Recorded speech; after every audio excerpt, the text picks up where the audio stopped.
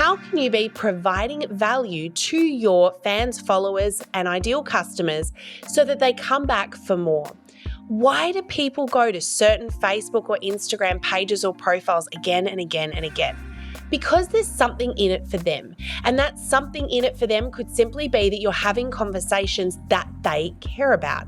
It could be that they're getting tips and tricks or information that is of use to them. So think about the different ways that you could be adding value. Hey there, and welcome back into the Direct Selling Accelerator podcast. I'm your host, Sam Hind. And in the last episode, we started a little power podcast series on Dating 101, which really is about building the relationship on social media with your ideal customer.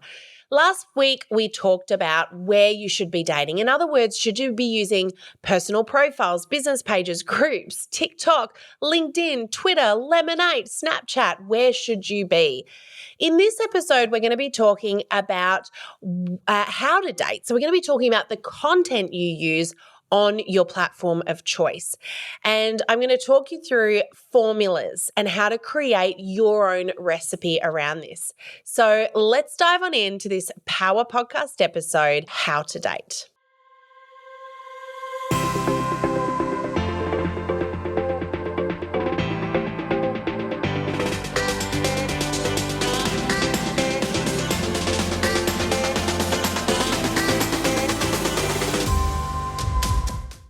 So how should we be dating our ideal customer? Well, there are a couple of things you've got to keep in mind first of all.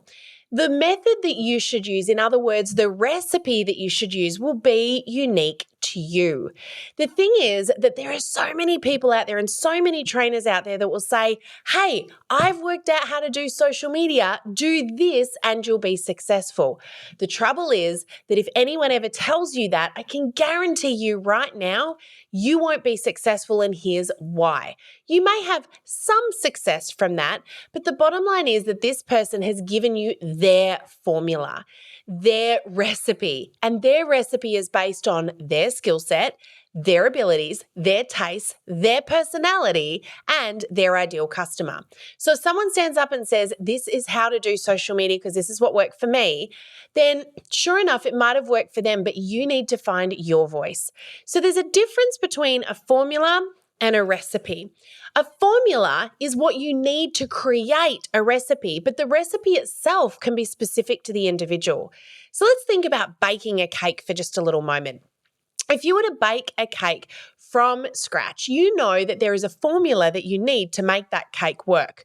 You're going to need a flour component, a binding agent, a flavoring component, and a sweetening component to make that cake work. Now, what you use as those components, which I like to think of as the ingredients, is entirely up to you. Now, there's a few things you want to keep in mind. First of all, you need to be thinking about what is your skill set, because you're not going to create a cake or a recipe for a cake based on skills you don't yet have. You're also not going to create something based on ingredients you don't enjoy. So you've also got to think about, what do I like? What resonates with me and is authentic to me? And then the last thing you've got to consider before creating your recipe is, who am I serving the cake to? Who's the audience at the other end? So you don't want to be giving, for example, my husband is gluten-free and dairy-free, and so I'm not going to give Greg a cake made with plain all-purpose flour. I'm going to have to use a slightly different ingredient in that recipe. So as you go through and you create your recipe, which is your how to date, how to attract people, how to convert people, how to retain them to your business, you got to be thinking about what you're putting out there, and they are your ingredients.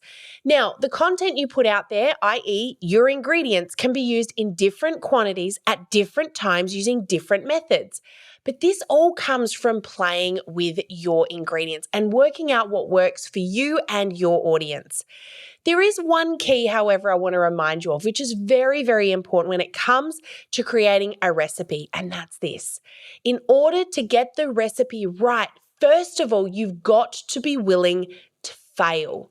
This is so important. And this is something that many people avoid at all costs. And it's dangerous because if you are waiting to get it perfect on social media, you'll be waiting a hell of a long time. And I can tell you, people don't relate to perfect. So start with where you're at. Now, I'm going to give you a formula right now to help you with your recipe. So the content formula I'm going to give you today is the content formula that's working right now in this industry. So I'm going to give you some ideas of the types of ingredients you're going to want to include in that recipe. But you can sit there and think about what could these ingredients look like for me and start a bit of a brainstorming process. So the first of these is an engagement component. So you need to have a component in your recipe, so a component within your social media content plan that is about engaging people. This means that your content has to be social and two-way. So not everything is you speaking at people. You also need to be inviting them to interact with you. Now, engagement components can look like many, many different things. There are loads of tools on social media to help you with this, but a really simple, easy one is the good old engagement post. Ask a question, have some fun with it, and use those engagement questions to learn about your audience and start meaningful conversations as well. So, engagement component is number one. Number two is you need to have a relatable ingredient. This means that you need to be sharing with people a little bit about who you are. Why? Because establishing commonality is a really important technique for any salesperson, any business person, any brand to establish in order to get trust. And we know people buy from those they like, know, and trust. So you've got to have a relatable component, relatable ingredient in there somewhere. Relatability is simply you sharing things like your stories. Now, they could be micro or macro, they could be big or small, but storytelling evokes emotion and is a really powerful tool on social media. Next up, number three, is add a sprinkle of curiosity and intrigue. When you give everything away, when you tell everyone everything they need to know, they've often got no reason to interact with you and connect, and that isn't helpful. So, create some content that just shares a little bit and has them wanting a little bit more. In other words, know what they want, then almost give it to them. So there are loads of ways to do this, but hooks are a really, really clever tool to use. And I highly recommend that you use hooks as often as you possibly can. In fact, I have got a very special little gift for you today that I'm going to give you with this podcast episode. I've got a little downloadable cheat sheet for you with some hooks to help you to create curiosity and intrigue in your posts.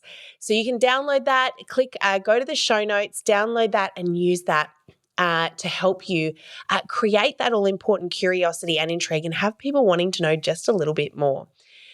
Number three, and this goes with creating curiosity and intrigue, is to sell without selling. Now, this is the icing on your cake. A lot of people think they need to go in there and sell. And I heard a very, very wise person recently said to me, and I love this, whenever your brain goes to how can I sell something, stop and change your language to how can I help someone? Because when you lead with an objective of selling, it's your hidden agenda and people can sniff it out. They know that you're in there with a hidden agenda and it's not about them. Selling without selling can look like lots of things, from sharing this is how I, to storytelling, to sharing experiences, even through to answering questions. Remember, it's all about providing value first, and there are so many different ways that you can sell without selling. Last but not least, we're going to talk about the component that should make up the biggest portion of your recipe, and that is value. The thing is that everyone wants to know what is in this for me. So how can you be providing value to your fans, followers, and ideal customers so that they come back for more? Why do people go to certain Facebook or Instagram pages or profiles again and again and again? Because there's something in it for them. And that something in it for them could simply be that you're having conversations that they care about. It could be that they're getting tips and tricks or information that is of use to them. So think about the different ways that you could be adding value. This can come back to your knowledge. You've got so much amazing knowledge in that head of yours that you could be providing to people. It may be tips and tricks and how-tos. It could be recipes. It could be lead magnets and downloads. There are so many ways you could provide value. Value can also simply be understanding somebody and making them feel like they're part of something. So ask yourself the question, what are the different ways that I am providing value on social media and making this about them, not so much about me? Because when people get that, their response is, if this is what I get and I'm not a customer yet, imagine what I'll get when I am.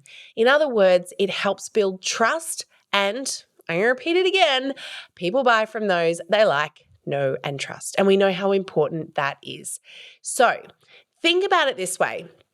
Your content, your recipe needs to be based around a formula that works. But you've also got to be thinking about the 3 components of any successful business and your objective on social media. And that is, am I doing things to attract new leads, convert those leads to customers and team, and retain people in my business? Those are 3 different activities. And we always want to be creating content and thinking about content that's going to do all 3 of those things. How am I bringing new people in? How am I getting people interested in what I do? How am I nurturing those people and taking them to the next level? And that's what we're going to talk about in the next episode, which is getting to second base, which is taking them to the next level. And then last but not least, how do we retain people? Because a lot of us work on getting new people into the business and we forget about looking after those that we already have. Do you know it is 6 times more expensive, both in money and time, for you to get a new customer than it is for you to look after and retain an old one. But your existing customers are the ones that will shout about you from the rooftops, and they are where you should be putting your ultimate time and effort. So think about it this way: attracting, converting, retaining. What are you doing? What content are you creating that will help you do all 3 of those things? That's it from me in this episode. In the next one, we're going to be talking all about how to take your relationship to second base. In other words, how do you take the conversation offline and how do you start an appropriate one-to-one conversation? I'm going to give you some great tips and tricks in that episode to help you with part 3 of Dating 101. Don't forget to grab your free download from me, Hooks, to help you create curiosity and intrigue and have people stopping on your post. You want to stop that scroll. So make sure you grab that from the show notes. Have an amazing week. Thanks for tuning in to this episode again. Sending you loads of love, and we'll see you on the podcast again next week for Dating 101 Part 3, How to Get to Second Base. We'll see you there. Thank you for joining us in this episode of the Direct Selling Accelerator podcast. If you love listening and you found that this was helpful for your direct selling business, please like and subscribe to our YouTube channel. You can also check out the recommended video that's popped up on your screen right here. I look forward to seeing you again next time. Bye for now.